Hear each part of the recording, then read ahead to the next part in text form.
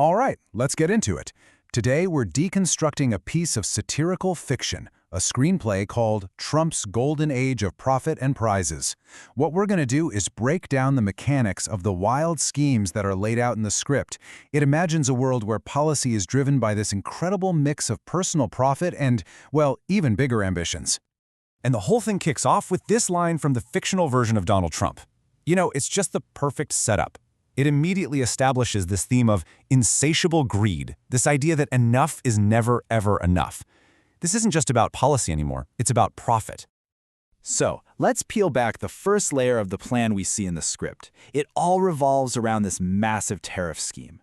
And of course, the characters have given it a very strategic, very patriotic-sounding name, which is absolutely key to how they plan on selling it to the public. So what is the Patriot Tax? Well, the script dives right into the details. The character Howard Lutnick explains it as a blanket 10% tariff on pretty much everything coming into the country. But then it gets dialed way up on specific countries like China. And the numbers they're talking about are staggering. The script projects this policy would bring in an estimated $3.8 trillion by 2034. But, to keep this from being just some abstract number, the script makes it painfully real. The fictional Trump actually boasts that Americans are now paying an extra $4,700 for a pickup truck because of these tariffs. And that detail is so important because it shows the direct cost to you, the consumer, being spun as some kind of patriotic duty. And this is where the satire really, really shines. Publicly, the whole justification is, we're saving jobs, we're fighting for the American people. But in private, the dialogue tells a very different story.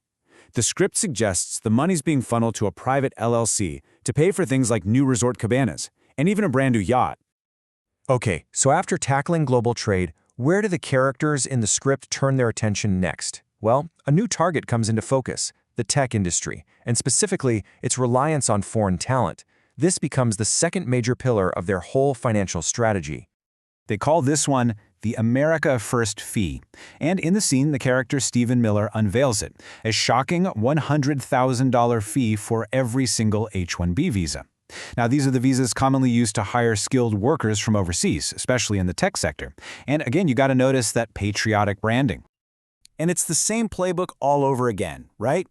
Just like with the tariffs, the script shows this huge gap between the public message and the private motive. The fee is sold as a way to #SaveOurJobs, but behind closed doors, the characters are talking about how to redirect those billions in revenue to other ventures, like a Trump University 2.0, or even a new crypto coin. So what's the result of all this? Well, according to the script, it's chaos. And for the characters, that's a win. Miller is gleefully reporting that tech stocks are tanking, and huge companies like Amazon and Google are suddenly on the hook for massive fees. In this fictional world, blowing up the market isn't a bug, it's the entire point. Okay, so this brings us to the real question, doesn't it? The script is laying out these enormous, disruptive plans that are generating trillions of dollars. But it seems like the yachts and the universities, they're not the final objective. So what is it? What is the ultimate endgame for all this money and all this power? And there it is. The real motivation driving this entire thing, according to the screenplay, isn't just money. It's about getting the one prize the fictional Trump character feels he deserves more than anything, a Nobel Peace Prize. And this reveal just completely shifts the story. It's no longer about simple greed. It's about something way more complex and, frankly, way more ambitious. This new goal introduces the final, and honestly the most audacious part of the whole plan. It connects all those financial schemes, the tariffs, the visa fees, to this grand strategy on the world stage. They even have a name for it, the Trump Peace Paradox. The logic here, as the script lays it out, is just wild. It's as breathtakingly simple as it is cynical. Let's walk through it. Step 1.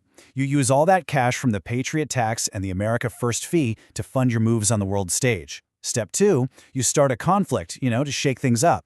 Step 3. You publicly step in and stop the very war you started. The result? Step 4. Fly to Oslo and collect your Nobel Prize. Now, you might be thinking, how on earth would they pull something like this off without massive public backlash? Well, a plan this audacious requires total control over the story, which brings us to how the characters plan to manage the narrative and crush any legal or political challenges that might pop up. So how do they handle the blowback? In the script, Howard Lutnick just dismisses it. He claims that on the social media platform X, sentiment is 90% in their favor. This fictional stat really gets at a key theme in the satire. This idea of an information bubble where your base is totally energized and any opposing view is just completely drowned out. And just when you think they're done, the schemes keep coming. The script briefly mentions another plan, the Trump Gold Card. It's basically a $1 million fee for wealthy foreigners to get residency. And the profits? Well, of course, they get funneled right into a national security fund controlled by the administration, just reinforcing the massive scale of this fictional operation. And the whole scene builds to this moment, this fictional cable news ticker. It's the perfect summary of their entire PR strategy.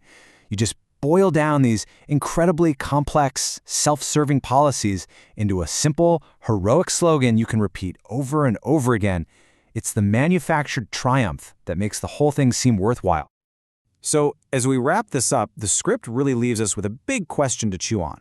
By creating this totally over-the-top scenario, the satire is really asking us to think critically about how political language can be used to hide private interests, and maybe just how easily public perception can be shaped when a really compelling story, no matter how cynical, takes hold.